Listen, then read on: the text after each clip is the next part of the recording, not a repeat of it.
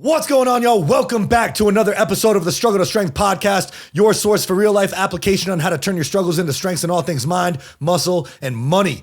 I am your host, Josh Levine, and I am joined here by my longtime friend and my co-host, Travis Hatch. And today, we are joined by serial entrepreneur, investor, and venture consultant, Evan Stewart, to talk about all things growth, from personal development to business and everything in between. Y'all, this is easily the most value-packed episode to date and is filled with easily applicable information on how to be your best self in your business and your life. I honestly can't stress the importance of this enough. Have your notepads ready. Mine is full of notes just from the conversation we had. I am 100% going to listen back to this episode to take more notes. I know Travis is too. It really is that valuable. Before we get into it, we ask that if you love this episode, please give us 5 stars on Apple or a follow on Spotify. Share us on your socials. You can find me at Josh Levine Fitness, Travis at Travis Hawks Media, and you can find Evan at evanstewart.co. Links are in the show notes. Also, don't forget, you can now follow the podcast on Instagram. We just launched our socials for the show, so please go give us a follow on Insta at Struggle to Strength Pod. That's it. I hope y'all enjoy this episode. Seriously, have your notepads ready, and we will see you inside.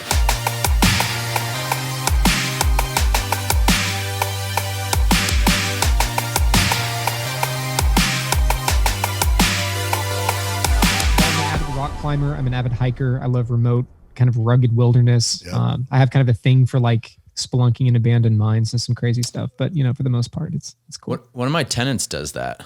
He does that exact thing, like spelunking and abandoned mines. That's interesting. That was the first time I had heard of it. And now this is the second. Yeah, it's not like a thing. I love like old history and abandoned places, and I just think it's cool. I love the ruggedness of the Rocky Mountains. It's just it's my favorite place in the whole world, actually. Everywhere I've been, like, everybody has their own coolness, but it's like authentic American like ruggedness. It's just pretty cool. That is cool. And yeah, that's definitely a good place for you to do this. There's a lot of old shit. Yeah, here. we don't really get too much of that in Texas. We got a lot of like cattle. Yeah. If you like, if you like cows. Yeah, cows and stuff like that. But there's a town called Winfield up in the Rockies. It's like an hour and a half from Denver, and it's like an old abandoned mining town from like the 1800s, and they preserved it. And there's like Winfield, huh? Yeah, it's so cool. Like it's kind of it's a bit of a drive out there, but you can just camp like right along the river. You're in like a valley in the Rocky Mountains, sweet. And like the town is preserved the way it was. And there's the almost like a ghost town. Yeah, it's a ghost. That's what it is. Sick. It's a ghost town. And there's a cemetery there with like an explanation of the people who used to live there and how everybody died by like their late 20s. Basically, like they all would go out there to work and like they all died gruesome deaths pretty much. Yeah, that's kind of how it was. It was like, by the time that you can walk, you're middle-aged. It's kind of unfortunate, but there's a lot of history. So I just wrote it down. I'll have to check it out next time I'm up there. Definitely. Yeah. So that's pretty cool. Yeah. And let us know next time you're in Colorado. I mean, we're probably only a short 4-hour drive from wherever you are. Except the difference is your drive is long because you have to go up and down and around, and Texas is long just because it's like straight. So, but same thing, right? Hey, everything is only 4 hours away from everything else. Yeah. So. If I could fly, that'd be great. I mean, I'm like, technically we're like 35 minutes to an hour from the ski resorts, but it takes an hour and a half to 2 hours to get there because you have to go around the mountains. Yep. Highly inconvenient. Anyway. Yeah. Well, I'll definitely let you guys know next time I'm out there. I know I'm going out in June and August, but those are some excursions. I don't think I'll be doing too much business, but whenever I'm down for work, I'll have to let you know for sure. For sure. That'll be cool. Well, speaking of business, I mean, you have a very impressive resume, and I'm really glad that we got the opportunity to connect with you. I read your bio and I was like, I have so many questions for this guy. I want to hear questions and stories. Sure. And so before we get into it, you have, like I said, a very extensive resume. I want to give you the opportunity to introduce yourself to the listeners. Tell them a little bit about who you are, what you do. Sure. Let us know what's going on. Sure, absolutely. Well, for those that don't know, which is most of the population, my name is Evan Stewart, and in these introductions, I'd love to come out and say, that this is who I am, elevated, but in reality, I'm a normal guy that likes to work hard and produce. I'm driven consistently by this ideology that people need to be inspired, fascinated, and motivated by where they live, where they work, who they live and work with, and how they live and work. And so my labor and my production is around creating a predictable and measurable and sustainable future in that type of ideology. So be it labor, be it at home with my family or with my friendships and my relationships, that's really what it all comes down to. Now, sometimes it looks like maybe winning in one area or another, and sometimes it looks like taking some L's. But at the end of the day, that's really what it comes down to, in my opinion. And what it seems like, exactly in how you just described it, almost like you teach people how to be motivated intrinsically rather than by external factors. Does that seem kind of like about par? Yeah, but there's this phrase that I have that is personal development goes out the window when bills come in the door. So we can intrinsically want to be motivated, but if you go to the gym and you work out and you get your head right and you've got that nice like hip hop playlist going and you just feel right, and then you come home and there's a yellow slip on your door, like all that's about to go away. And so part of the making people feel better is feeling better it comes from a knowing that you can produce. It comes from creation, not from consumption. So it is, if you're going to be creating anything, be it art, be it music, be it business, be it revenue, be it some type of future, some type of sustainability, that in order for you to actually feel like, I hate the phrase, but I think it's kind of funny because people connect with it immediately, is your best self. In order for you to feel that way, it comes around an internal confidence in knowing that you're actually worth standing on your own 2 feet because you can create. So I believe that it doesn't actually come from an internal just knowing and wishing and hoping that we can be better. It comes from a knowing that when I put my feet on the ground, I know that I can create, I know that I can produce, I know that I can impact. And in out of the ether and into the tactical, for many people, that looks like their work. It looks like, how do you go to work and produce in a way that invigorates another person and impacts your family, usually financially, right, with some type of paycheck or compensation. But for many other people, it may look like an art or an area of study. And so, but it comes down to the core tenet of creation, which is, if you're not creating every single day, if you're not creating opportunity, if you're not creating revenue, if you're not creating impact, if you're not creating and you're just consuming, then by nature, no one can talk you into being inspired, fascinated, and motivated. No one can talk you into being fulfilled or happy. That's something that comes through the experience of creating and then keeping what you've just worked so hard for. So maybe that's a little more of an existential answer, but does that make sense? Yeah, that does make sense. It's and the capability of continuing to create, I'm sure, produces a level of confidence that you continue to do so. For sure. Little snowball effect. I mean, it is a snowball effect, because a lot of people say, well, I'm not confident. Well, maybe there's fear. Let's go. So my background's in business, so I'm going to use a lot of business analogies, but let's take that business example. So I'm in my occupation, what I'm good at doing currently, what's directly in front of me, and I need to move to my vocation, what I should be doing, what I know I need to be pulled to, but I'm nervous. Maybe I have a family to support. Maybe I have all these excuses that are keeping me from looking and bridging that gap. Well, the reason why there's fear there is because the confidence, there's no memory of you succeeding in that area previously. So the confidence is wavering. The confidence is not, I know that I can do what I'm setting out to do. The confidence is, I know that I will be unshakable in the pursuit of what I am going after at that time. And the unshakability gives you the aggression, gives you the ability to move into that environment and then say, you know what, I can stand here come hell or high water when all is against me. And while I may doubt my journey, I never doubt myself. And I think that's where a lot of people struggle, is because a lot of people have their identity wrapped in, using the business analogy again, the CEO or the CFO or this role or this income. And in reality, those are just false titles, because what matters to you may not matter to someone else. And if you have your entire identity wrapped up in this income, and especially those that wrap it up in getting it a certain way, then when things change, which they inevitably do, hey, 2020, right? When things change, now all of a sudden I have to question my identity, because my identity was in the thing that changed under my feet. And now therefore, am I who I said I was? And that is the problem that many people face. And because that's the reality that many people place their identity in, they won't even take the first step. And that's why you get so many people that are 50 and 60 and 70 and 80, where the only topic of conversation is the things they wish they did and the life they wish they had and the things that they had started but never completed. And I just think it's really unfair to the people that you care about for that to be the topic of discussion. I think that it should be the opposite, which is, hey, if you're going to die, you might as well die on your own sword, right?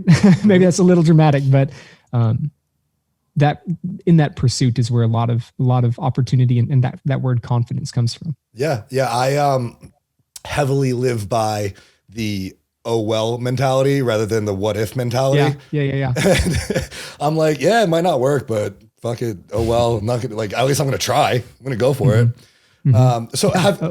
Yeah, exactly. If it doesn't work, oh well, whatever. I tried. I give it my best. Have you always been like this, or did you have to nurture this? And do you believe that people are either born this way or not? Can people nurture this trait, I guess? So yes and no. The nature versus nurture conversation is common. There were things that were in my nurturing or in my environment, that's not how I was built, that created that type of ideology.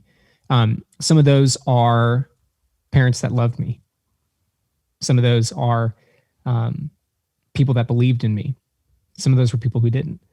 Some of those were an opportunity to understand from an early age through some good mentorship, the importance of leveraging things like money as a tool, and not money to obtain, but money to leverage. Not leverage like many people think of leverage, where you get into debt and things like that, but leveraging the dollar for time or for resources or for impact or something like that. Yep.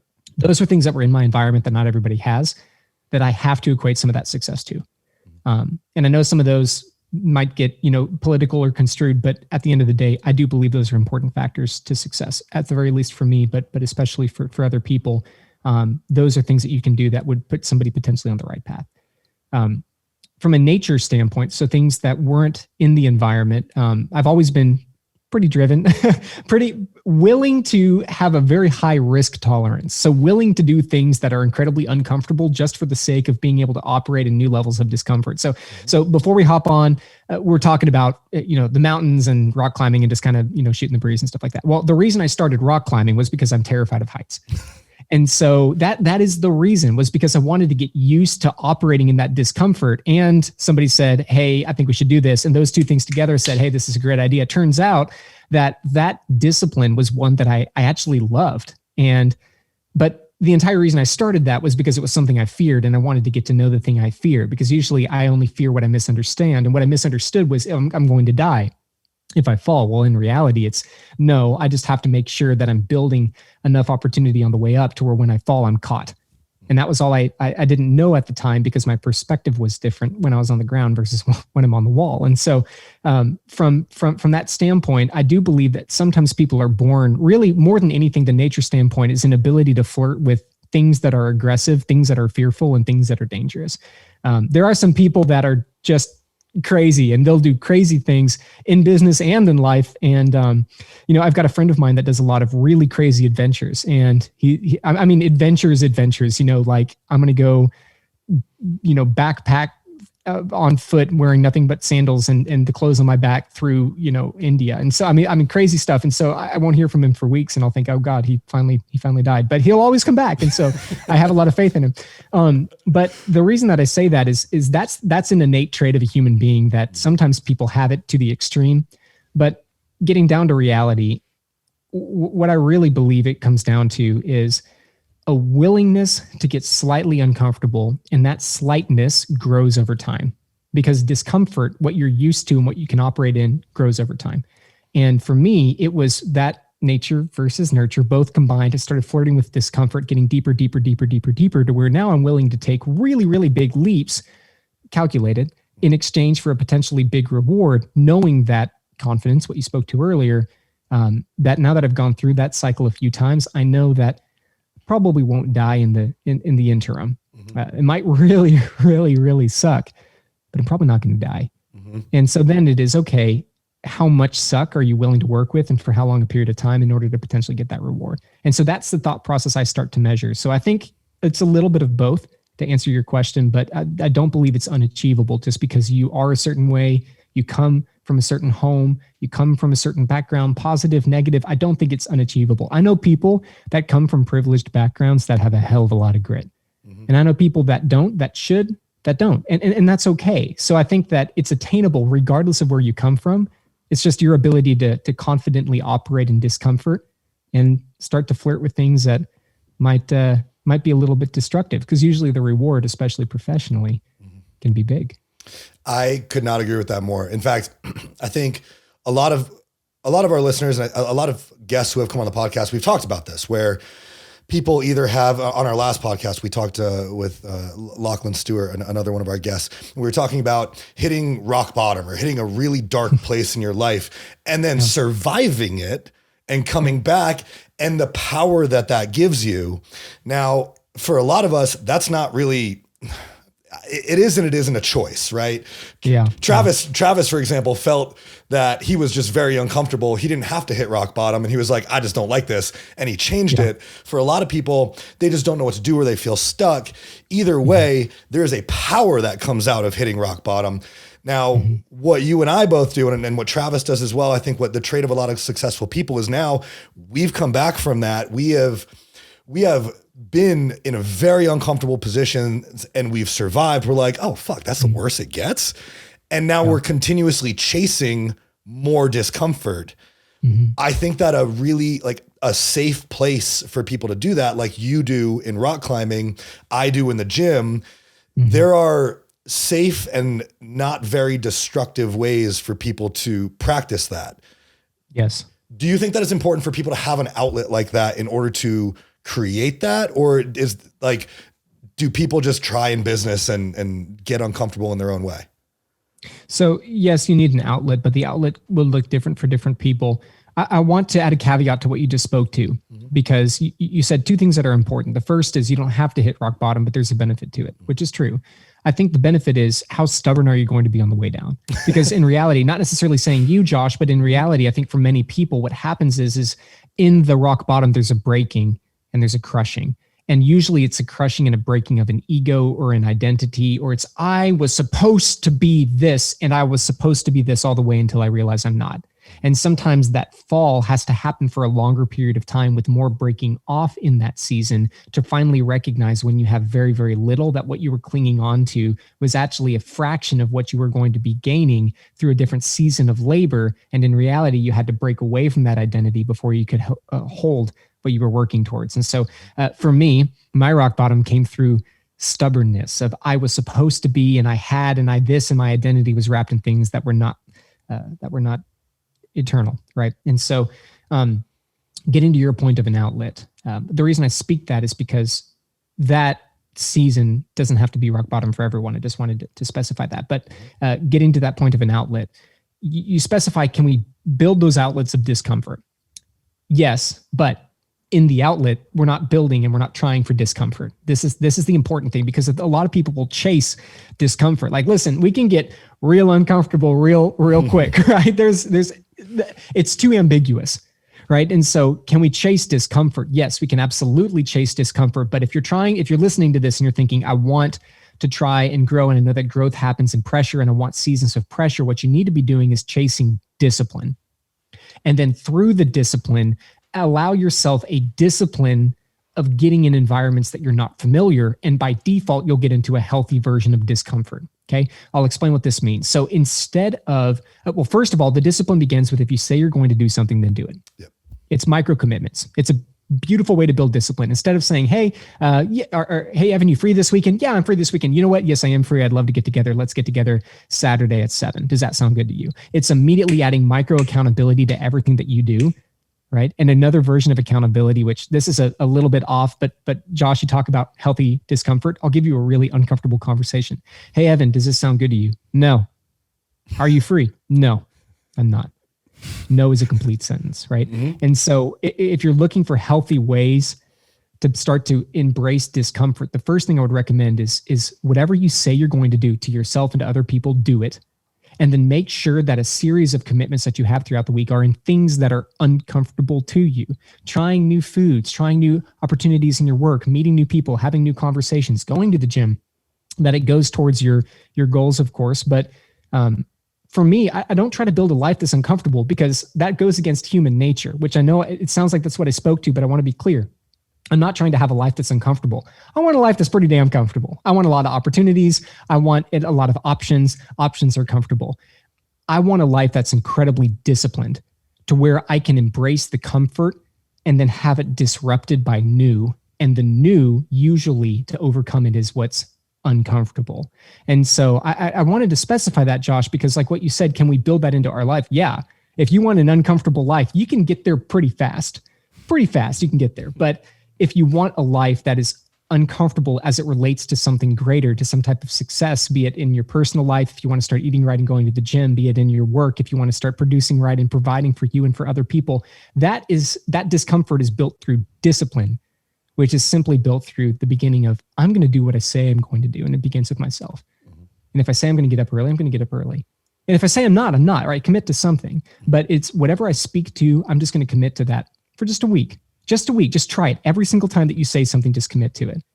And then from there, you begin moving yourself into new, which by default is uncomfortable. So I know that's a little bit of a different distinction, but does that make sense? No, it does make sense. And I loved it because as you were talking about micro commitments specifically, I'm thinking, like I got to do my laundry. I got to clean the house. And I'm like, why am I keep on saying I gotta, or like I have to? Like, no, I'm fucking going to. Like, that one today at 4 p.m. I'm going to do my laundry. I'm literally, my laundry is on my bed right now. I'm like, I'm going to fold it. Here's the other component to that Travis, that you just stated, which is the same breath. Stop beating yourself up for failing to meet someone else's expectations. Okay, so I'll give you an example. Many people go through seasons of incredible productivity followed by seasons of rest.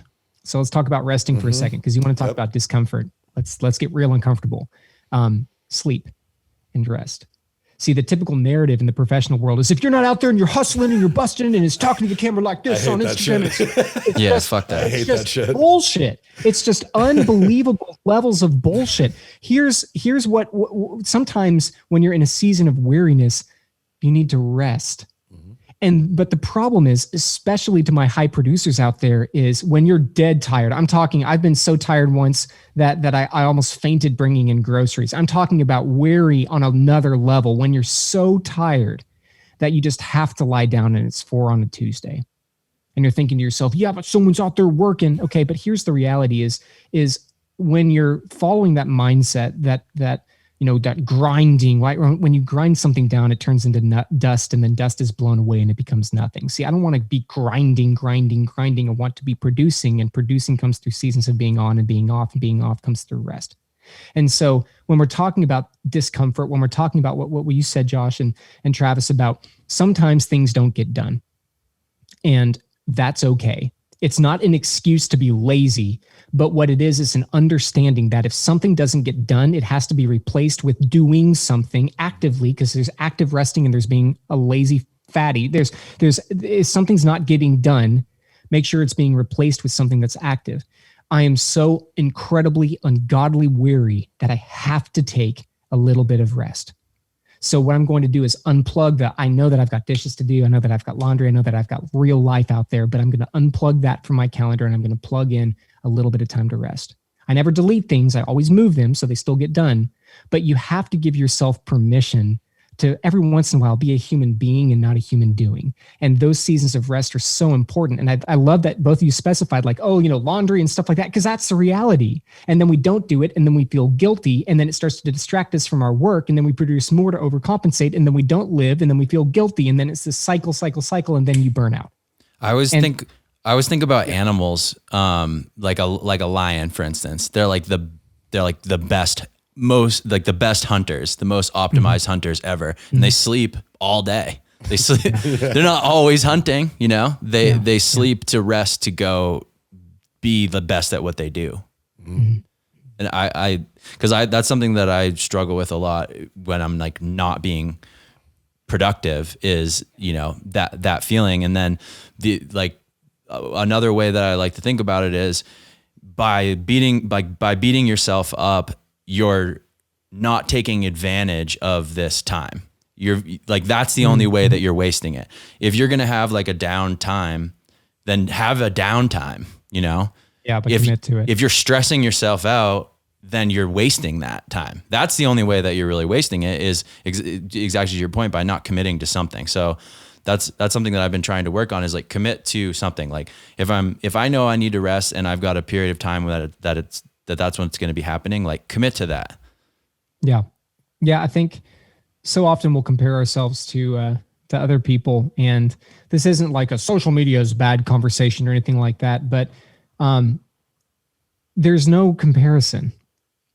I know people that work very little that earn quite a bit, and I know people that work a lot and earn very little. There's no comparison. And so I think what's important, and I love that we're touching on this because this is why I'm not a guru. I had somebody, I was on a podcast the other day and they're like, oh, you're this next, I'm not the next anything. I'm Evan. And that's the beginning and the end of it. I'm not trying to be something that I'm not, and I'm certainly not a guru. And for the reason why is because that world is really, it's built on guilt and it's built on a lack of production, right? You working your ass off all day doesn't mean that you're productive. In fact, to people that have really won, they look at that as, okay, why are you spending your time in your labor instead of in your production, right? And so what happens is that we sexualize and we idolize the labor and like, oh my gosh, this thing is so hot. I want to do it this way and I want to go this way. And what happens is we turn the labor into this like really, really attractive thing that we want to get our hands in and we want to be working all the time. And it's okay to be tired. You know what? It's not okay to be tired. And let me rephrase that. There are seasons where we have to labor. There are, look, building a business is hard. I'm talking about business owners out there. You're going to have 8 to 10 years of really hard labor and you'll be tired, but there are seasons of tired, but I'm talking about the eternal weariness. There's just nothing sexy about it. And so I love that we're having this conversation because I want to bring back to reality. What you need to be finding is a rhythm that works for you, right? I have a friend of mine that takes like hardcore naps in the afternoon, like 2 to 4 in the afternoon, right? And yet his labor routine is he spends his evening time until the wee hours of the morning being very creative, and then other time in the day laboring. And so for him, that rhythm works. But if you compare that to any other like hustle mentality, then you'd be saying, oh, you're doing things wrong. You're not waking up early with a cold shower. Yeah, but he makes $3.5 million a year and he works 13 hours a week. So he's probably okay because that works for him. Mm-hmm. And so I think if finding a rhythm that works for you, where you can make sure that you're resting in your seasons of being weary, so that way you'll have enough power when you have to be on to take advantage of those opportunities. That's when you start to win. And I know I totally took that off on a tangent, but I think that's so important to shift that narrative, It is, and it was perfect. And what I think of is when we're talking about no days off and building a business, for our fitness people who are listening, like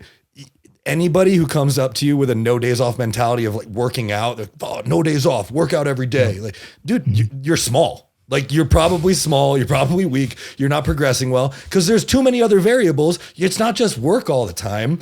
And I think a lot of times, one of the things that I wanted to talk to you about was people are obsessive over, either the work or the results, and they don't understand the dynamic of it's not always work and it's not always nap, it's not always recover, there's so many other variables.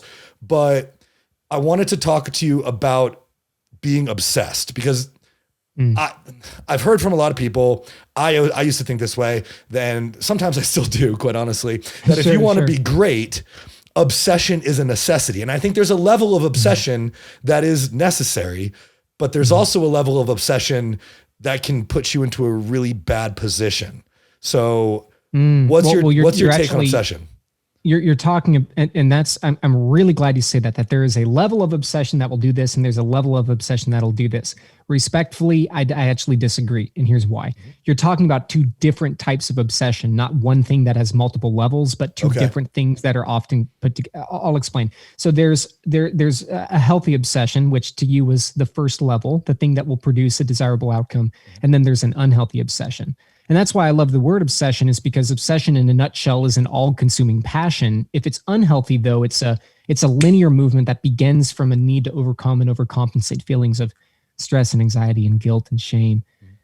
And it's a linear movement that ends in a lack of fulfillment and regret, right? And so, as an example, I had heard a story a while back of this man whose wife had left him for someone who was significantly wealthier than he was. And he doing his thing. He gets in his work. He gets in the gym, right? I'm sure you're a big believer in positive outlets. And to anybody looking on the outside in, you'd say, wow, you're getting your money right. You're getting your body right. You're getting your life right. You're getting back on it. Like, let's go. I'll root for you. But in reality, that even was an unhealthy obsession because it began from a feeling of shame. How could this happen to me? Abandonment. How could she leave me? A lack of just confidence in oneself. It began from these negative feelings. It was a linear movement, and then it ended in a lack of fulfillment and regret because bigger arms, bigger bank account, still coming home alone, still coming home with doubt, still coming home with insecurity. And so it was a mask for the things that he should have tackled, when in reality, it was an identity he could hide behind in a season where he didn't want to look in the mirror. That's an unhealthy obsession. Now, unhealthy obsession in a very fundamental sense can also look like a heroin addiction, right? All-consuming passion of something that's incredibly negative. But the problem is most unhealthy obsessions don't look like that. They look like the guy next to you that's lifting. And in reality, every time he lifts, he's just trying not to remember the fact that he has to come home to an abusive household, right? It's the person next to you that's fighting demons that's been with her for 19 years. And that's an unhealthy obsession. And it's masked in ways that sometimes look healthy. And that's the reason why I want to specify that, is because it begins from something negative. It's a linear movement, and it ends in a lack of fulfillment and regret. And so why I believe there's a distinction is because what you're describing is a healthy obsession. And it's not a linear movement. It's a cycle. It's a three-part cycle. Actually, it's an emotion, a mindset, and a discipline.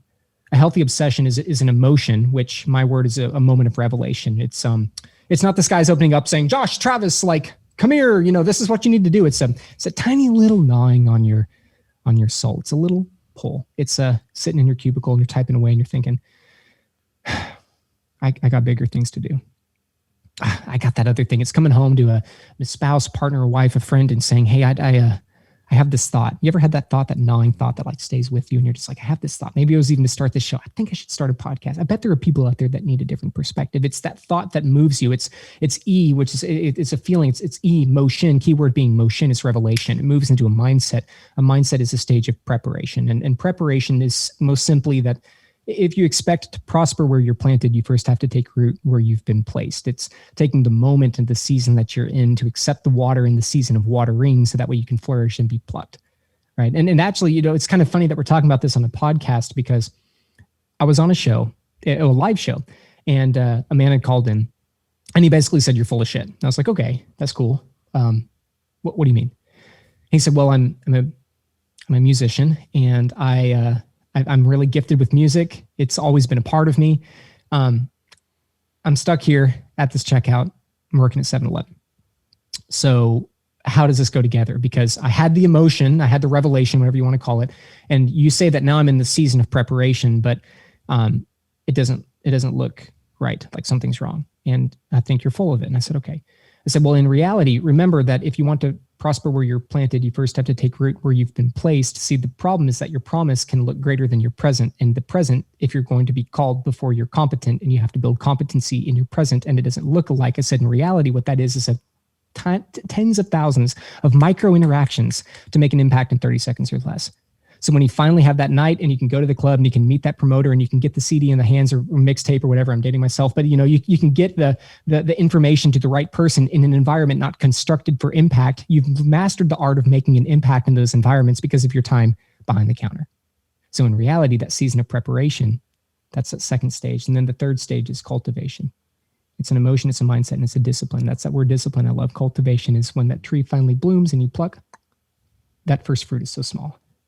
And the reason why I mentioned that it's a cycle is because what happens? You probably remember, both of you, when you hit that first episode, what happens? You say, "I bet we can do it again. I bet we can do it better. I bet we can improve." That's an emotion. That's a revelation. Move into that stage of preparation. So that cycle: emotion, mindset, discipline, inspiration, fascination, motivation. Going back to what I spoke to, it's a revelation, the season of preparation, and a moment of cultivation that produces eventually overflow, which is just saturation, which is an abundance of whatever you've been working towards to pour out into the people that you care about. It's not always financial, by the way. Mother Teresa had an incredible season of overflow, and she's not giving billions of dollars to her family, right? And so that to me is the difference between a healthy and an unhealthy obsession. And I know it's a little bit existential, but the reason that I specify that is because all great people lean into that cycle, whether they know it or whether they don't. They have a revelation, a knowing they can do more, a preparation, how, and a cultivation, let's learn, gather data, pluck, and try again. And that cycle is worked consistently again and again and again. And only when you're distracted, only when you're thrown off, only when you're set in a comeback or in a setback, when you fall into a setback, only then do you begin to lean into what could potentially be an unhealthy obsession and put that momentum into something not positive. Does that make sense? That does make sense. And as you were explaining it, I was thinking about when we decided to start this show. I was thinking when I decided to start my first business, when Travis did too. And yeah, listening to you speak about that, a lot of it, it was just happening. I wasn't paying attention to it. Yeah. But it was just happening. And now, obviously, I'm more aware of it. And, we started our podcast and we listen to it back and we think, okay, well, that was good. That was good. It wasn't bad for a first episode by any means. But we can do better. We can do better. And now it's all about just doing better. Every single day, every single episode, everything we do. There's always, there's a culture of better. And I don't feel that it's unhealthy at all. I feel really good about it, actually. Yeah. So it's interesting to hear you talk about that and put it into a perspective that makes sense. Mm-hmm. Yeah, that's really great to hear. Absolutely. Tell us a little bit about you hold a conference, right? That is called Obsession. Yeah, we just actually had our 2021 event, 2 weeks ago, the Obsessed conference. Uh-huh. Yeah, it's fun. Yeah. And is it just like this? Is it all business owners? Is it people who are just trying to better themselves? What's your demographic look like from that perspective? Yeah, so it's entrepreneurial based, just because of the demographic that's usually attracted to my work is usually entrepreneurial based. But in reality, it's not and I don't like calling it a business conference because there are so many business conferences out there that follow a specific formula. We get you in, we hype you up, and then we try to get in your wallet instead of be present in your life. And so for the Obsessed conference, our idea was understanding that the identity of your business will not outscale the identity of yourself. Let's get that money right. Like we talked about at the beginning, don't come home to those packets of pink slips. How do we do that in a sustainable and scalable manner, right? Not just, hey, we need to make $1 million, but when you're going from 5 to 10 employees, like how do you build culture in those early days and something that can expand?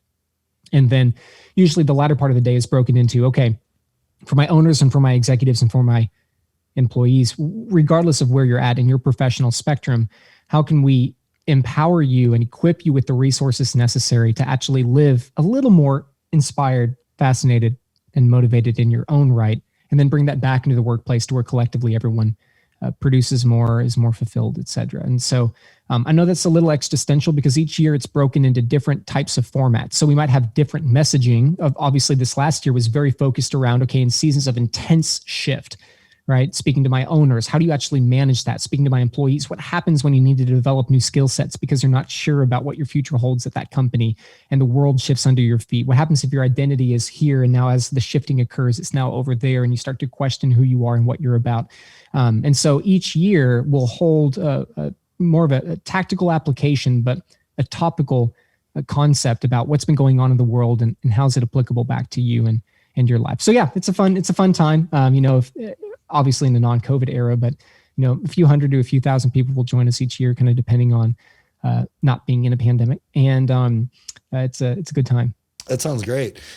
Something I was interested about that you just spoke on was identity and culture. I think a lot of our listeners are obviously entrepreneurs, are in the early stages of developing their business. What are some important aspects, in your opinion, in terms of developing a strong brand identity and then cultivating a culture among your new hires as you begin to grow your business? One of the most, I'm going to answer that in reverse. Yeah. One of the most important things that you can do as a business owner, regardless of where I'm speaking to my self-employed people, I'm speaking to my people that have 100 employees and everybody in between. You have to have a defined set of core values. And I'm going to break this down. I'm not talking about, these are the principles we move by. No. I'm saying a defined Bible of values. Okay. Core values are very simple. A, no more than 4. You should have no more than 4. Why? Because you can't remember it. Yep. I've seen companies that have 20 or 30 principles. The easy question to the CEO is, give me number 13. They can't answer it. The employees can't either. Don't have principles, have values. Values look like this. A, no more than 4. B, it is a guiding principle. And I'll explain this in a second in an example. It's a guiding principle that C is defined by a single word. A guiding principle that's defined by a single word and having no more than 4. So for example, some of ours are precision, which means to move swiftly and with accuracy. The guiding principle is to move swiftly and with accuracy defined by the single word precision. It's responsibility, to take full responsibility. Not everything is your fault. Everything is your responsibility. So we have to accept responsibility. It's teamwork, which means to collaborate without ego. I really don't give a shit what you've done. I care that we together can use our gifts to benefit one another and that you don't think that you're the greatest person just because you've accomplished something. Because guess what? The day after that accomplishment, it starts to die. So let's actually do something great together. That's how worlds change, not how people change individually. So not that one person is not as good as another, but there's no room for ego when we're trying to change the world. So teamwork, collaborate without ego. Guiding principle, single word, growth. Greatness isn't good enough. Again, yesterday's accomplishments don't come over until today. So we can celebrate and pop champagne, but the new day in the office means that it's a new day in the office. We're not going to lean into that. You guys ever been into those like doctor's offices? And this is usually where they are, which is why I say that, not crapping on you doctors that are listening, but just offices in general. And there's a plaque on the wall that's like best surgeon in 2009. And you're like, oh, so you've been off your game for 11 years. Yeah. Right. So I think about that all the time. Yeah. It's really funny. It's like, why would you have that up? I mean, you know, I understand a feeling of pride in that accomplishment, and hey, more power to you if that was a great year, but we have to be sure that we can recognize where we've been, not stay cemented in where we've been, but keep running to where the world is going. And so the best thing that you can do right now, regardless of the stage of your business, is develop those values. Here's why, especially to my small businesses, 5 people or less, which demographically and statistically in the world is probably most people listening to this. The best thing that you can do is have those values, because what happens, especially in small corporations, is your identity of the corporation is built around you as a person. And that's a problem, because what happens is when I walk in the office that day, part of a person that's working for you, part of how they think their day is going to go is based on your personality. Uh-oh, Evan looks tired. Uh-oh, Evan had a bad day yesterday. Or, hey, Evan had a great day and he's walking in smiling. See, what happens is you need to start to insulate yourself, because insulation is scalable. You are not. That's why one person doesn't build a big company. Walmart has 2.5 million people working under them, not one person working in the entire store. So the idea is, if you have those values that you can praise and that you can adjust by, it becomes infinitely scalable. It adds job security to your employees, and it helps you and your identity actually keep the culture in line. I'll give you an example, Josh. Let's say you do something negatively. Instead of me saying, hey, Josh, I think that you need to do this, which we can agree, Josh and Travis, that's usually how most managers and owners will say, hey, when you're here, this is how you need to move. I think you need to do this, right? When you're working in my company, see, the problem is that's about me. Okay. You employees don't give a shit. I think you need to do this. Okay, great. Here's a better answer. Hey, Josh, I appreciate that call. I'm going to use you as an example. It's okay. Everybody knows that you're amazing. So let's pretend that for a minute you worked for me and you did something that wasn't correct, and say, hey, pull you aside, praise in public, adjust in private, never in front of other employees. No one needs to be made an example of. If you need to make an example of someone else or making an example that you're the ass, pull them into private. Hey, Josh, I know that you just had this call. It seemed to go a little bit sideways. You think so? He goes, yeah. Say, okay. I believe that went sideways because there was a violation of a core value. If you don't mind me asking, I'm in the city. There's a fire truck going by. Sorry about that. Hey, just adding some drama. He did something really bad. Just kidding. But I say, hey, what specific core value did you violate by handling the conversation this way instead of this way? And see, what happens is the conversation becomes about this thing 1 or 2 degrees removed, this value, this concept, this culture, not about how Evan feels. See, if you're supposed to move with precision, responsibility, teamwork, and growth, and you weren't moving swiftly with accuracy, you're taking too much time, you're not executing at 70% of information and eliminating 30% of the deadline, you're being really, really slow. You're egotistical. All your calls are about how great you are and not leaning into how the company can be there and present in the customer's life. Then what would happen is when we adjust, we'd say, hey, Josh, you're not moving with precision. And frankly, you're not moving with unity, with teamwork. Are these values that you've just missed, or are they values that you no longer believe in? Which one of those do you feel more aligns with where you're at currently? Or do we need to explain better as a company and help equip you better to ensure that you understand the importance of why this is important, the importance of why these are here? And see, if you have that conversation is so much more powerful than, hey man, you need to do it this way because this is how we do it. Okay, well, great. But that doesn't go anywhere outside of somebody saying, okay, and then they don't understand why. But if you say, hey, tell me about what specific, or in a praise, hey, man, getting off that call, I love how you handled that. You took full responsibility. That was a mad customer. And thank you for being solutions driven on that. I mean, you don't have to be corny about it, but it's praising and adjusting as it relates back to values. That is scalable. And the biggest concern I see in companies that I work with, some small, some hundreds of millions of dollars, really large corporations that are supposed to have it all together, is they don't praise and adjust against the values, which means the culture starts to erode the second the CEO walks in the door. And again, that's not sustainable. So if you're listening and you haven't developed that, Go back, rewind, write down, and develop your values, 4 guiding principles defined by 4 single words, and then praise and adjust against those. I promise you'll have incredible positive shifts in your culture after that. I just have to say, I wrote that down. So I hope other people did too. Sorry for using you as the example. No, that was great. No, I mean, I definitely got the point. Maybe we should use everybody else who's listening as an example too. So they get the point. No, that really worked for me. And yeah, if anybody who's listening to this owns a business and didn't write that down, I feel sorry for you. Go back, rewind, listen to it again. That's powerful, especially, Travis and I are in the stage where we're starting to hire employees. And that's one of the things that I think a lot of people who are self-employed and venturing into a position in which they're hiring employees, the scariest part is always letting go of some control, or letting go of the possibility that, maybe people only want to buy from you, but if they buy from your company, if they buy from your values, then that circumvents that entire issue. Well, if you're the owner, let's pretend that let's pretend that you're hiring someone that's totally and completely remote. You'll never see them. Which is kind of a common conversation now in this crazy world we're in. If you just know that Jane Doe is incredibly qualified, has great experience, and you know that she moves with core value 1, 2, 3, and 4. So you know that by default, she's having competent conversations that align with the company's values. It eliminates 90% of doubt. And that's the beauty of this system, is it's not rocket science, but it eliminates doubt. And so you're exactly right, especially those first 1, 2, 3 hires. It's a very weird cultural environment, because it's almost like, hey, we're friends, we're kind of scrappy and doing this together when it's a small business environment. And that can very easily slide culturally, because then you have to come in and put your foot down. And now it's like, oh, well, Josh is mad at me. Josh isn't mad at you. It's that I didn't move in alignment to the values that Josh and Travis had created. And therefore, now I understand this is my standard of expectation. And if I don't meet it, I shouldn't be here anymore. Josh and Travis are enforcing that. That's a very, very much stronger position of leadership, So let me ask you this. Before I went off on my own, I was working for a software company called RoundPeg, and we essentially helped companies identify what their values were among their employees from a organizational standpoint, from a team standpoint, department standpoint, and a managerial standpoint.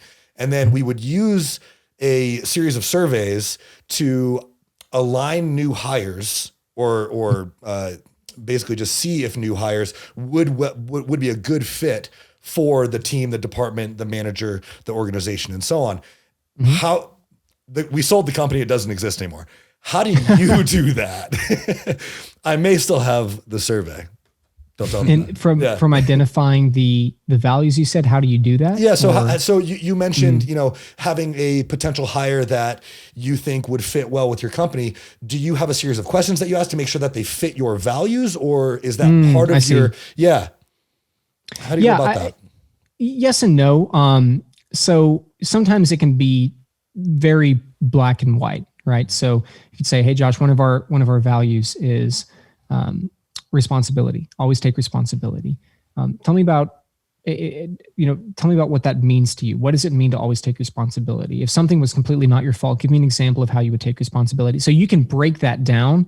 But in our hiring process, because I'm such a big believer in culture, in all of my companies, the number one thing I will not compromise on is culture. I will always compromise on experience. I will always take the better cultural fit over education.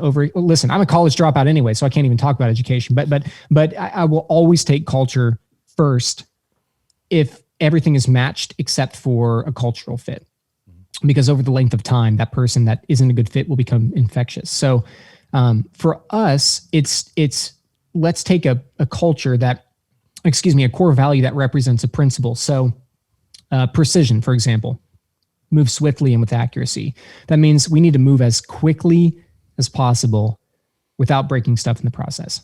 The way that I do that, and frankly, for all of my business owners out there, this is a beautiful formula. Execute at 70% of information and eliminate 30% of the deadline. If you just do those two things, I guarantee you will produce more by default. It's crazy. It makes everybody faster.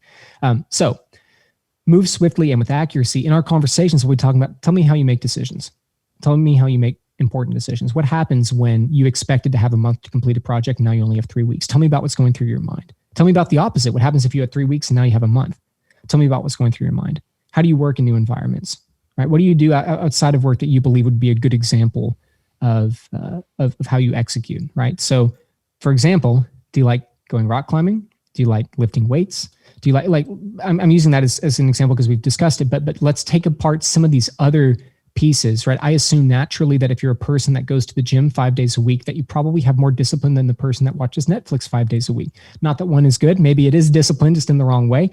But those types of things that will come up in conversation are really, really, really important. Now, of course, for equal employment opportunity, we can't dig into some things as employers, but ultimately what I'm saying here is you take the guiding principle and you recognize how that principle is brought out in everyday life. People who move swiftly and with accuracy don't say words like, "Oh my gosh, I just get caught in analysis paralysis." That's not a person that moves swiftly and with accuracy. Now, that might be a great fit for a data analyst position where that principle is important, but they also need a little bit of time to dig into the details. But you start to understand, okay, if I'm looking for this profile of person in regards to this great successful woman that does this incredible gifted man that does this, I'm looking for this person, but in that same breath, I understand how they move in and out of work. And that's where the discussion is going to be built around. So I know that's a little existential, mainly because it's hard unless a person is sitting down in front of you to really pin down that dialogue. But if you're listening to this and you're saying, that doesn't really help me, I don't know where to start, I would just say, get incredibly specific.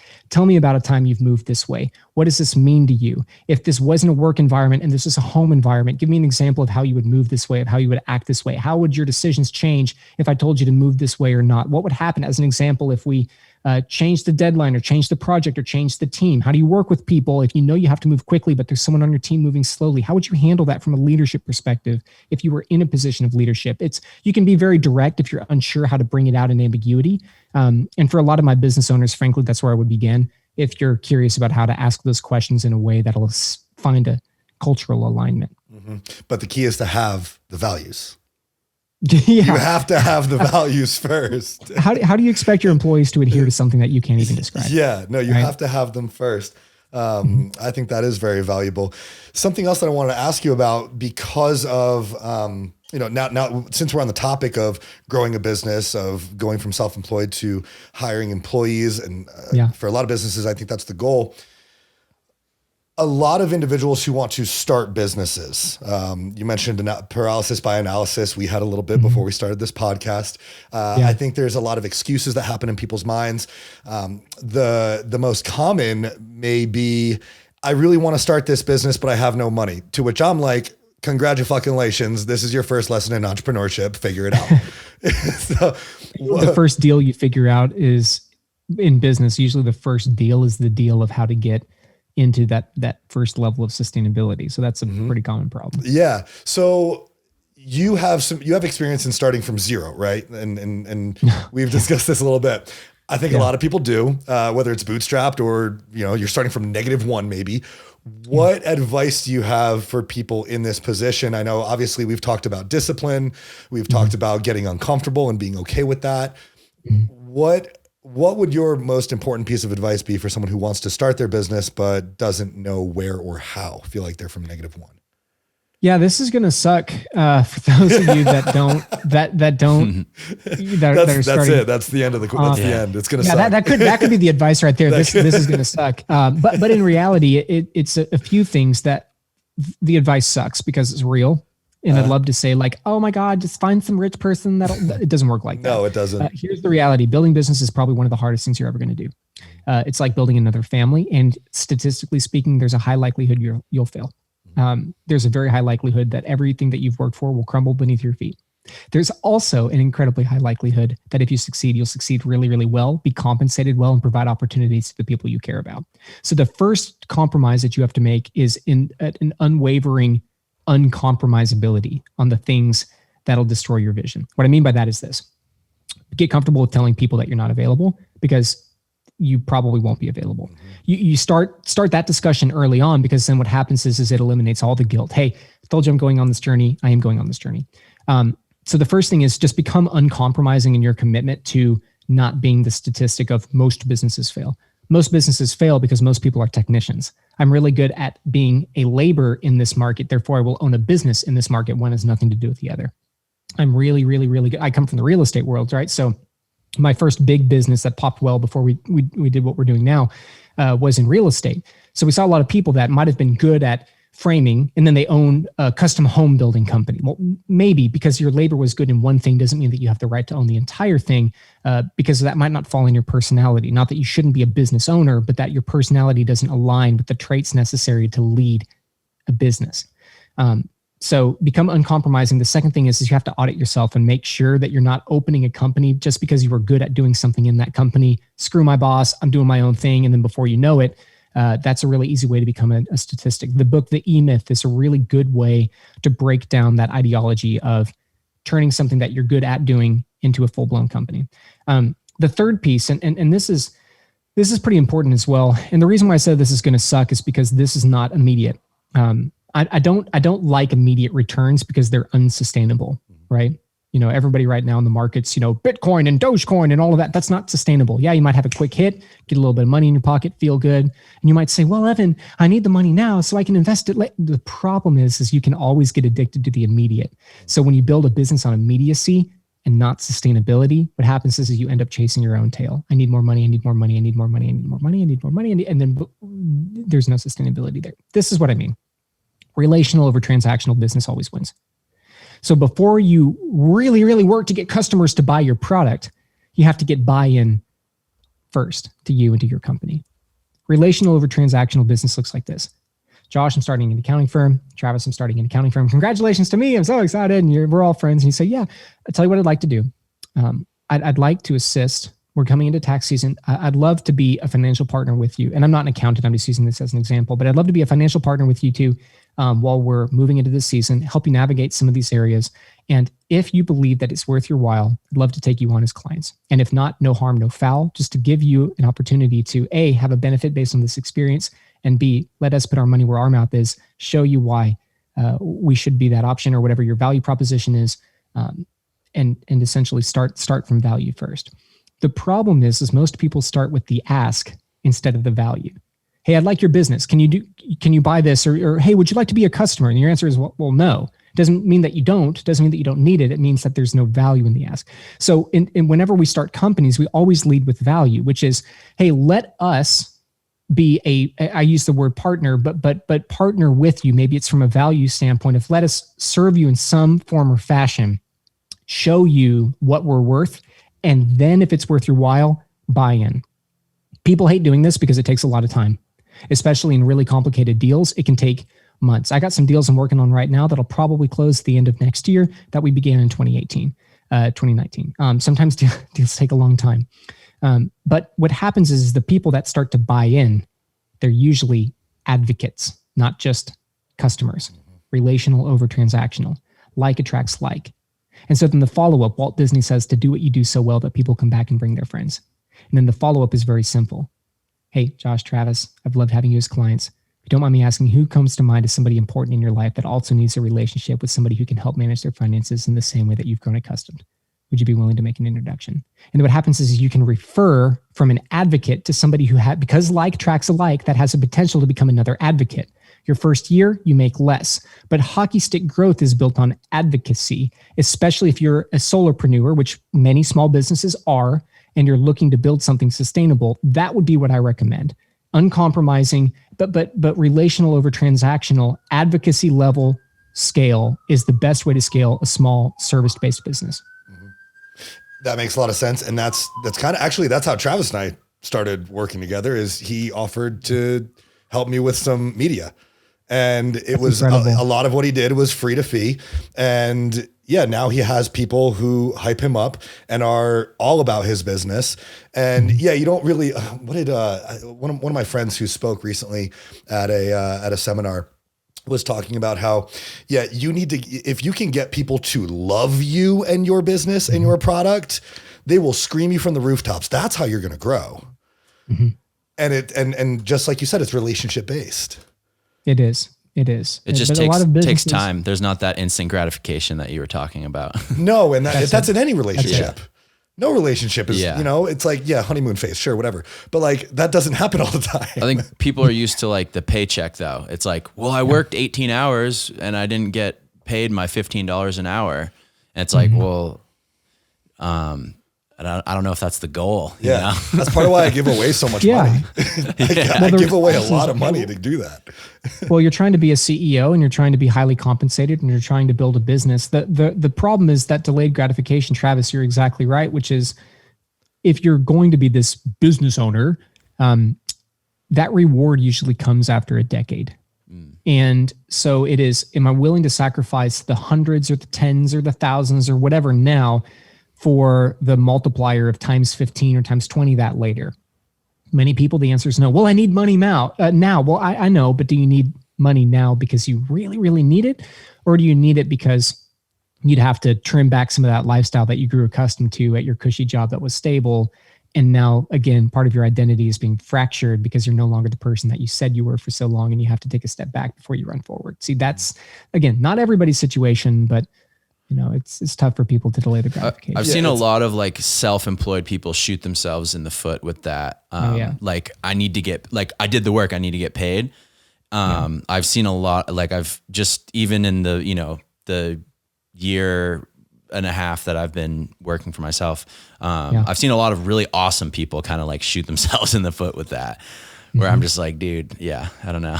It's going to come back. Maybe worry about worry about growing the business, not like getting paid for that thing right now, No, it doesn't mean I'm not a believer that like, oh, you should never get paid. Like, listen, if you take that risk, get compensated. I love it when people get really, really, really, really rich. Why? Because money does a lot of good in the world. Money changes people. Bullshit. It just makes people more of a jerk if they're already a jerk. Yeah.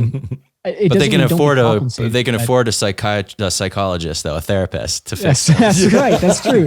Yeah. So get compensated, but just delay some of that gratification. Instead of chasing the I want to make $3,000, we'll wait until it's 300 or 3 million or 30, and take a little bit lower on the front end. So you're exactly right, Travis. Yeah. It's like if somebody offered you $1 million now, or you could get $10 million in 5 years. Mm-hmm. Yeah, I'm fine. I'm cool. Yeah. I don't need $1 million right now. I'll throw the $1 million into Dogecoin now. I was about to say, I knew that was coming back. As soon as you said that, I'm like, well, you could theoretically move. And throw it into Dogecoin. Yeah. Well, and then Elon would crash it. Yeah. Jimmy Bitcoin. Oh, yeah. Until you put it in Bitcoin. Yeah. Someone asked me if I'm invested. I'm like, I don't like my financial future to be pivoting around if somebody tweets that day. That's just not. Maybe I'm stupid, but that's just not. Yeah, it's in the hands of SNL. Yeah, that's not for me. Nobody wants that. No. Yeah. Wow. So we're running low on time, but I don't care. Whatever. People can deal with it. Something that I wanted to ask you about, and that obviously if we're building a business, we're in the business of sales. We have to be good at sales no matter what. I mean, I got started with personal training, and you would be blown away at how many people start doing something that they're passionate about, and they're like, wait, I have to sell stuff? Yeah. No, you have to sell. You're not just training people. How do you get people to train, right? So I wanted to talk to you a little bit about sales and objections, and either ways to overcome objections. I want to talk to you about closes, and then I'd like a story from you. But the first thing that I want to talk about is just overcoming objections. I mean, it's either, oh, I have to check with my spouse, or I don't know, finances are tight. And you're like, motherfucker, you spend so much money at Starbucks. I don't even, like, let's be real. That's just complaining. It is just complaining. So that's an uncomfortable thing to do. Mm-hmm. Right. So I think, what are some, that process is a little bit too long to break out right now, but there's a couple of just really quick tips that if you're struggling with objections would be important. The first thing is, of course, the difference between an objection and a complaint. Now, you'll hear a lot of sales gurus say, well, you have to identify if it's a complaint, and then they leave it there. And then you think, well, that was great. And I bought your crappy course. And then now I don't know what I'm doing with my life. Here's the free tidbit of information that people don't tell you usually because they haven't done it. I have a bone to pick with fake gurus. So sorry about that. Which is objections are specific. Complaints are general. That right there will change the game. Objections are specific, complaints are general. Okay. So if I say, Travis and Josh, I need to think about it. Is that an objection or a complaint? That's a complaint. Complaint.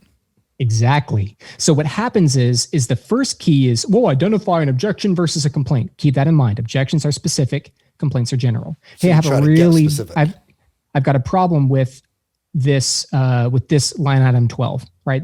This what we have here, this is a problem, right? This one specific, that's usually an objection. I need to think about it. That's a complaint. And so the question is, first of all, eliminate why from your vocabulary. Why is a dumpy term that inefficient salespeople use to be defensive. Okay. Why is dangerous because it puts other people in defense.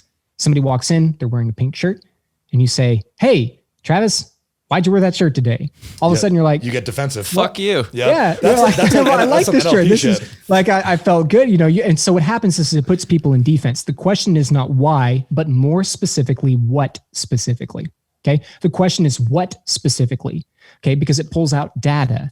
It pulls out the information you need to proceed, not why. Well, I need to think about it. Well, why? That is a conversation that is going to get you nowhere. You're going to be frustrated. I hate sales. And then you're going to go back to your dumpy job. Okay. Well, if it's a complaint and objections are specific, we have to get to the specific. Mm-hmm. I need to think about it. Okay, Travis, what specifically do you need to think about? It's too expensive. What specifically about the product do you believe fails to meet your expectations? Right. So what happens is without getting into the process of mastering objections and the 6 steps and all of that, just those 2 things alone, what specifically, not why, and objections are specific, complaints are general, you can immediately understand just by asking that question, what specifically about, and recognizing if someone's speaking in general, kind of the ether, how you can bring that back to reality. Those 2 things alone, even before the steps of mastery, will change the game for you. Mm-hmm. Yeah. And I couldn't agree more, because especially, well, I'm sure Travis gets it too. I'm sure everybody gets it I have to think about it. And I'm always like, okay. Yeah. What do you have to think about? We need to get more specific. And I hadn't even thought of it this way in terms of objections are specific, but that's actually really helpful for me as well. Yes. So yeah, we're short on time a little bit but I really want to hear. So my business coach, Jason Phillips, every now and then I've seen him do it where he'll close somebody and, we're pretty close. So he'll close somebody and then he'll turn around and be like, holy shit, I can't believe that worked. So I wanted to end this podcast. If you have a funny story or a story of a close that you used where you were like, holy shit, I can't believe that worked, I would really like to hear it just because I think they're hysterical. And I think maybe it'll alleviate some people's stress of like, it's not that serious all the time. It's not. I think some of the first deals, because the company that I had built that gave me validity before my portfolio now was in the real estate world. And I started small and then I moved into new development and luxury and ultra luxury and, multi-million-dollar homes with very high net worth people. And the reason I say that, not to be braggadocious, it's just work, but because there's this, like you said, Josh, there's this kind of like tension around like, oh, they're successful. Well, it's just a person that happens to have a little more of one tool. In this case, it's money. It'd be the same thing as like, hey, I got a garage full of hammers. You're like, you're weird, but it's very similar ideology. So there was this client that was a multi-million-dollar deal who was very successful. They had their hands in all these different ventures, and for their net worth, even though they were selling a $5+ million home, for their net worth, it was all very, very, very conservative. And they were intense people. I mean, intense people. And part of their profession allowed them to have hours that were really awkward. So I would have meetings that would go for 4 and 5 hours long as I'm trying to win this business, because this was like a piece of a really big puzzle and it was a big deal. Anyway, so we're going back and forth and we're going back and forth and we're going back and forth. And it's 2:00 in the morning. And just speaking to the fact of speaking what you need to say, like you said, Josh, sometimes I think I just need to say it. It's not as much a funny story as it is like an affirming story of, going back and forth and back and forth. And it finally came down when I was still an agent where I was competing against the top luxury agent in my market, like all day long pops off deals that are 8 million, 10 million, 15 million, 20 million, and deals of that size. This was the first one that I was starting to get of that bigger size. And So she's like, well, what compares the difference? And there's that moment that we have, right, guys, where you're thinking, I should say this, and then you say the softer version of it. I said, look, here's the reality. The person that you're dealing with, yes, they do this all day long. Yes, they're very competent in this area, but that's the reason that you need to go with me, not the reason that you don't. Because in the reality, this is the very first home of this magnitude that I've sold. At this point, it was above 5 million. This is the first home above 5 million that I've sold, that I will sell. And so what that means is that while I don't have this 10-year history that I can lean into, that you'll have my dearest attention, that I can guarantee that this will be the smoothest transaction you've ever had. And more importantly is I can guarantee that I'll get it done because I'm not going to waste your time. And frankly, for me, I'm not going to squander this opportunity. So I guess what it really comes down to is, look, it's late and I just need to know, do you want an agent that you can lean into because you like the resume, or do you want an agent that has a conviction because I can only offer one of those? Which one of those is more important to you? And Savage. After I'd said that, I was like, oh, like I can't, I was tired. And then she smiled and she said, I like that. She said, you know what? You're right. Let's do this. And we signed the deal about 1:30, 2 o'clock in the morning. And the reason that I say that is I don't have many funny stories because I took my work pretty seriously. But it was, the funniness came usually after the close where we could kind of simmer things down a little bit. And I found a lot of those people were actually really hilarious. Like one guy that was a super rich dude. He invented the like little not gummy, but like the little stretchy bugs that kids play with and stuff like that was his invention, and he had millions and millions of dollars. And so, but what it comes down to, what I'm really getting to, and for the audience that's listening, what I encourage you is this: speak what you need to speak and speak it with conviction, because people will connect with your conviction over all else. Kind of like the culture, this conversation making full circle. The reason that we won that opportunity was because of the conviction in the conversation, and we spoke what needed to be said. That maybe they knew, but it needed to be restated, which is, if you don't have the experience, then the best way to overcome a lack of experience as a new person in business is to have the conviction to speak what needs to be said, create a commitment with your client, and then exceed the expectation through your labor. And those three things alone will get you so much further, especially if you're trying to up your price point, work with high net worth people, kind of start to touch the upper echelon of possibility. People at the top only work with people like that. And for me, it was such an affirming statement to walk away from that conversation, recognizing that the conviction is what closed the deal, not the experience. And so when the experience finally caught up to my conviction, candidly, it was pretty unstoppable. And so for those of you that are early, you're going to be, just like Josh said, you're going to be thinking in your mind, oh, I should say it this way. Don't be an ass, right? Don't give yourself permission to just be incredibly abrasive, but speak what you need to speak, and speak it with conviction and speak it with passion. And then when the experience catches up to you, you will be unstoppable. And so that was really the first manifestation of that ideology, which I didn't put a word to it. I have now, to answer your question about some random story, to where I walked away from that thinking the only reason I got this deal was because I put passion and conviction into a pretty black and white square conversation. And that breathed life into the opportunity, and the opportunity was won.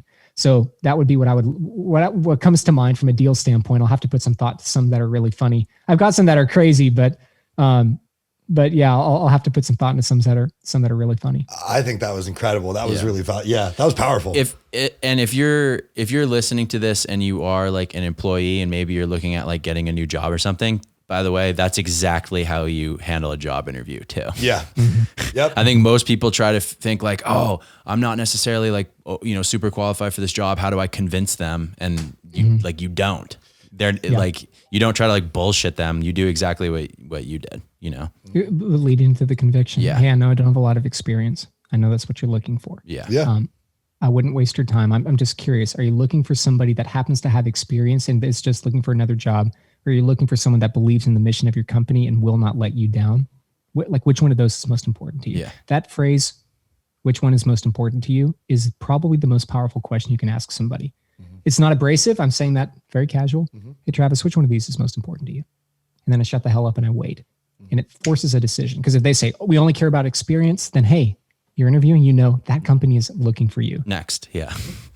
Right. You're only looking for people who are looking for you. Just leave and go to the next one. And you're not wasting anybody's time. Yeah. And they're not wasting yours. Everyone will appreciate it. Trust me. Yeah, for real. Yeah. That's really powerful, man. I've really enjoyed this conversation. I wish it could continue on. I have a list of things that I need to do after we'll have to do a round two, maybe. Yeah, I think we do have to do a round two. Yeah, maybe in person. If next time you're in Colorado for business. I really enjoyed this. I think this might be one of our most valuable episodes yet. I really appreciate you coming on. Yeah, why don't you, for the listeners who I'm sure are going to want to find you and follow you and learn more about you and Obsessed, let everybody know, us included, where they can find you and what you have going on next, what to keep an eye out for. Yeah, so evanstewart.co. So Stewart is STEWART.co. evanstewart.co is the best place to find me. I have nothing to sell you. So all I ask is that just engage and connect, because again, relational over transactional. Do I have stuff for sale in my companies? Yeah, but I have a few companies and you can always buy something. My main call to action is this. If you get value from this episode, share it with somebody, support Travis and Josh and everything that they're doing. But ultimately, if you believe in inspiring, fascinating, and motivating life, then come connect. I'm limited on social. I like to keep things a little more private. So I'm on Instagram at Real Evan Stewart, but my social links and opportunity to connect and all that can be found on evanstewart.co. So come join us there. We'll hang out and have a good time. That's awesome. I highly recommend that everybody do that. And Evan, I really appreciate you having on. For everybody who's tuned in to listen to this episode of the Struggle with Strength podcast, thank you so much. Be sure to give us all a follow. Like Evan said, share this with your friends. If you found it valuable, I'm sure they will too. And we will see you all next week.